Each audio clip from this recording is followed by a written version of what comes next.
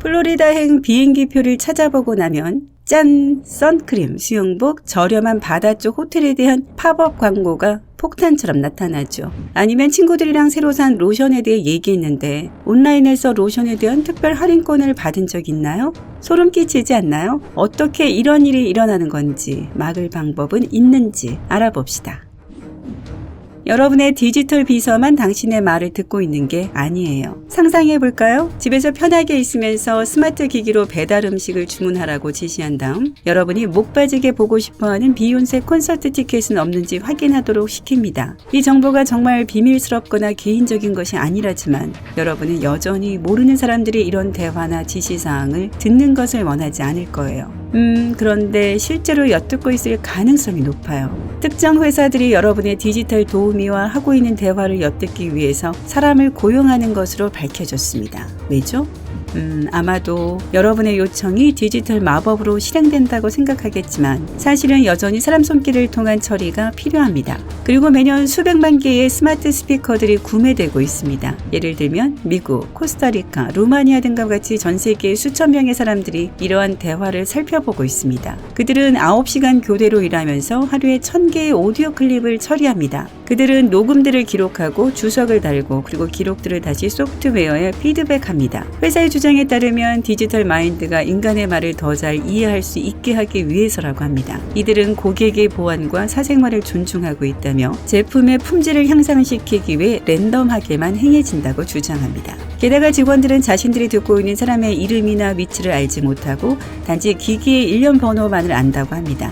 하지만 여전히 누군가가 엿듣고 있다는 사실과 여러분이 문의한 제품 및 서비스에 대한 광고의 대상이 된다는 게 마음에 들지 않는다면 빠져나갈 수 있어요. 장치의 개인정보 설정에서 소프트웨어 개선 프로그램을 선택 취소할 수 있습니다. 하지만 그러고도 심지어 여러분의 음성 녹음은 검토될 때 수동으로 분석되기 때문에 스마트 스피커에 뭘 물어볼 때는 조심하세요.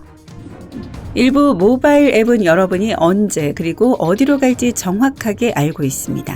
조깅 경로를 추적하거나 가까운 주유소가 어디인지 알려주는 앱을 갖고 있나요? 만약 그렇다면 설치할 때 동의해달라고 한 모든 약관을 주의 깊게 읽어보셨나요? 아니라고요? 그럼 여러분은 수백만 명의 다른 사람들과 함께 여러분의 위치를 추적할 수 있는 권리를 앱에게 주었고 게다가 다른 기업에 이 정보를 전달해 업계 동향을 분석하는 데 도움을 주고 있는 거예요. 사실 많은 사용자들은 무료 앱을 이용할 때 숨은 문제점이 있을 거란 것과 이용에 대한 보상을 어떻게든 회사들이 보상받을 거란 것을 이해하고 있죠. 2018년 뉴욕타임스는 적어도 75개 기업이 좋아하는 어플에서 날씨 관련 최신 뉴스를 보는 사람들의 위치 정보를 얻는다는 것을 알아냈습니다. 그들의 데이터베이스는 미국에서만 최대 2억 대의 기기에 대한 정보를 가지고 있습니다. 그들은 나중에 표적 위치 광고를 만드는 광고주들에게 이 정보를 팝니다. 같은 조사에서 1000개 이상의 인기 어플이 위치 서비스를 가능하게 해주며 이용자들은 종종 그것에 전혀 신경 안 쓰고 동의한다는 것을 발견했습니다. 이 정보를 사는 기업들은 고객 행동의 일반적인 경향을 분석하기 위해서만 사용한다고 주장하고 있지만 누군가가 나중에 여러분에게 상품이나 서비스를 판매할 수 있도록 여러분의 모든 단계를 추적하고 있다는 것을 알고 나면 여전히 별로 위안이 되질 않네요. 여러분이 좋아하는 카페나 특정 상점의 어플을 스마트폰으로 로딩할 때 역시 같은 일이 일어납니다. 여러분은 무료 음료나 그 밖에 할인을 받을 수도 있지만 전화기에서 정보를 추출하는 방법 또한 여러분이 자발적으로 주는 것임을 기억하세요. 따라서 여러분의 일상을 추적하고 여러분이 어떤 가게에서 쇼핑을 하고 어떤 치과 의사를 방문했는지 아무도 알게 되지 않기를 바란다면 어떤 어플을 설치할지 주의하고 위치 서비스를 사용하지 않도록 설정하세요. 자기도 모르게 자발적으로 줘버리는 정보도 있습니다. 여러분은 인터넷을 다양한 목적으로 사용하고 종종 다른 사람이 인터넷을 들여다보는지도 모르는 사이에 정보를 제공하는 경우가 많습니다. 사용자의 성별, 나이, 우편 번호를 다른 회사에 파는 데이트 사이트에서 일어날 수 있습니다. 여러분이 온라인 할인권을 받을 때 쇼핑할 때 비용을 절약할 수는 있겠지만 누군가의 정보은행으로 가는 상세한 프로필을 보내주는 거죠.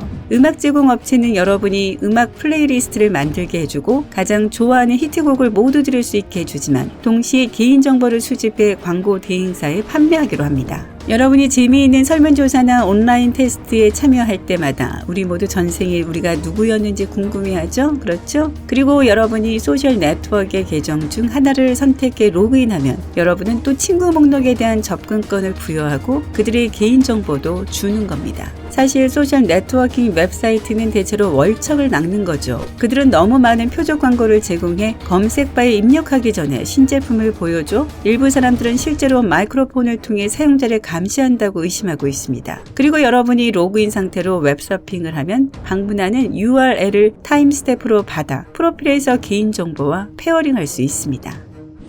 쿠키는 여전히 회사들이 당신의 인터넷 습관을 분석하는 데 도움을 줍니다. 기업들이 여러분에 대해 배우고 여러분에게 서비스를 제공하는 가장 인기 있는 방법은 웹 쿠키를 이용하는 것입니다. 사실 여러분들의 나이, 성별, 식습관, 직업, 수입을 포함한 소비자 초상화를 만드는 것이 주된 목표인 회사들이 있습니다. 만약 여러분의 관계가 막 끝나서 도움을 구하고 있다면 이미 경험을 한 사람들로부터 수많은 관계 상담 광고나 고무적인 이야기를 들을 준비를 하세요. 그리고 어떤 분야나 상황에서도 이런 식으로 작동되죠. 이 정보를 사냥하는 회사들은 여러분들의 실명을 사용하는 대신 여러분에게 아이디를 할당하죠. 그들은 꽤나 창의적인 방법을 사용하는데 가장 흔한 방법은 시딩, 캔버스 지문 채취, 쿠키 동기화입니다.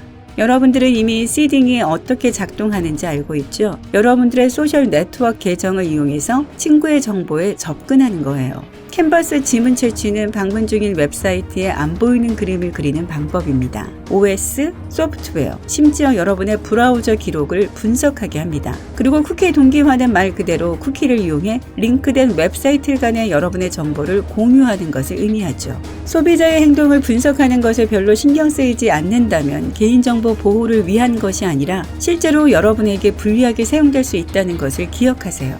예를 들어 고부가가치 소비자들은 종종 같은 것에 대해 다른 고객들이 지불하는 것보다 더 비싼 제품이나 더 높은 가격을 제공받습니다. 그리고 몇몇 전문가들은 이 웹 활동을 염탐당하는 것이 당신의 직업을 잃게 할 수 있다고 합니다. 예를 들어 호기심에 어떤 의학적인 정보를 찾아볼 수도 있지만 미래의 고용주는 그 사실에 대해 알고 고용하지 않을 수 있습니다.